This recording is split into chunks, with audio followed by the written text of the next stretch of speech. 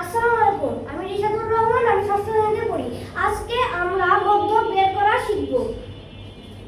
এখানে প্রশ্নের মধ্যে লেখা আছে নিম্নলিখিত উপাত্ত সময়ের মধ্যক নির্ণয় করো। এখানে আছে 9, 12, 10, 6, 15, 8, 7, 14, 13। এখন আমরা এটার মধ্যক নির্ণয় করব।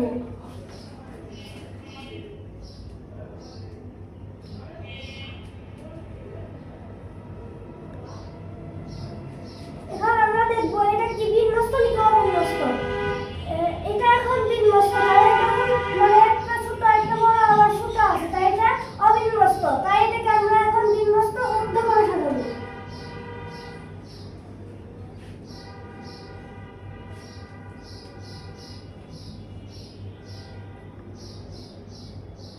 লাইন সোজা করে লেখো, ব্যাখ্যায় যাচ্ছে।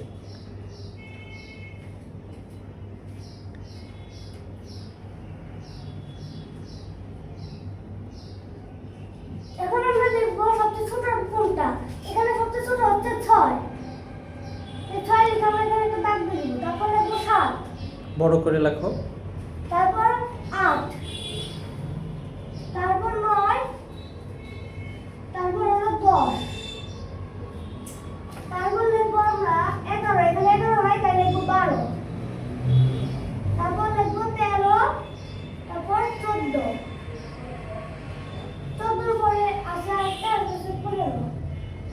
তারপর এখানে দেখব এটা কি জোড় নাকি বিজোড়।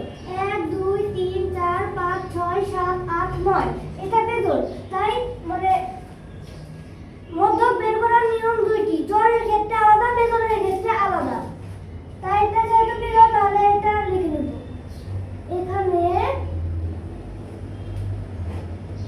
মোট সংখ্যা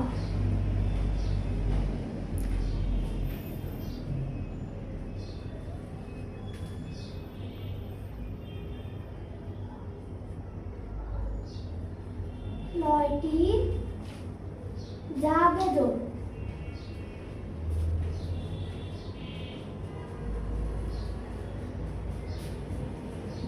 এবার আমরা এটা সূত্র লিখব।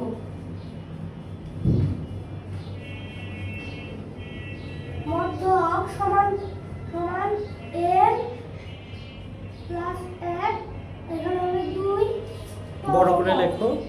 তম পদ। এখানে n দ্বারা বোঝাচ্ছে সংখ্যা, এখানে কয়টা সংখ্যা আছে সেটা। তাহলে n এর আছে, এখানে আছে হলো 9, তাহলে এখানে লিখব n এর জায়গায় লিখব আমরা 9, 1, 2 তম পদ। তারপর এটা যোগ করব আমরা 9 আর 1, তাহলে হয় 10, 2 তম পদ।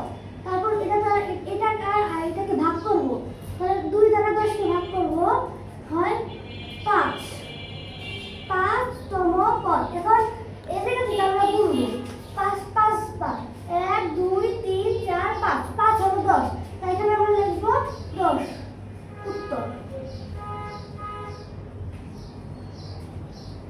উত্তর হলো 10। আসসালামু আলাইকুম। তাহলে আমরা খুব সহজে কিন্তু কি শিখলাম? মধ্যক। বিজোড় সংখ্যার মধ্যক বের করা শিখলাম। তোমরাও কিন্তু চাইলে এইভাবে খুব সহজে মধ্যক বের করে ফেলতে পারো। ধন্যবাদ রিশাদ তোমাকে।